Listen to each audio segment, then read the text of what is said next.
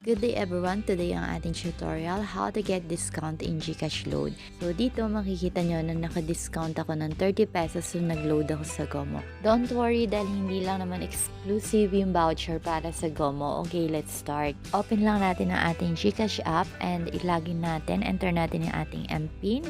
And habang loading pa, huwag niyong kalimutan mag-like and subscribe. Thank you and stay blessed. Dito sa may home, pag dinrag natin pataas, makikita natin dito yung Gcash exclusives and yung you will love this. Underneath yung mga promos ng Gcash, pwede natin itap yung show more or pwede natin i-drag papunta sa left para makita natin yung mga promos na available as of now. Meron din tayong tutorial kung paano ba natin makukuha yung 50 pesos off para sa Lazada.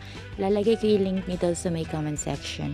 Okay, para makakuha na natin yung voucher natin sa load. Dahil ayan, makikita nyo na meron na lang akong 4.40 gigs sa aking Gomo. Dahil sobrang ikli lang naman ang ating video for today, i-explain ko na din sa mga hindi nakakaalam na ang Gomo SIM, ito lang yung SIM sa Pilipinas na walang expiration yung data, yung call, saka yung text. Tapos makakuha pa kayo ng 1 gig kapag ginamit niyo yung referral ni Ma'am Kat kapag nag-register kayo dito sa may Gomo SIM. Okay, back to the topic. From home, tap natin yung profile. And dito makikita na agad natin dito yung voucher packet.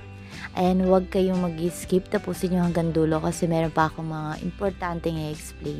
So dito pwede tayong mag-avail ng data only or data bundle. Depende yan kung ang voucher na gamit nyo naman para sa Globe. Siyempre iba din naman yung mga promo na meron sa Globe. Kayo na lang din bahalang mag-decide. So today ang i-avail ko itong data only para sa Gomo. Tatap ko yung buy now.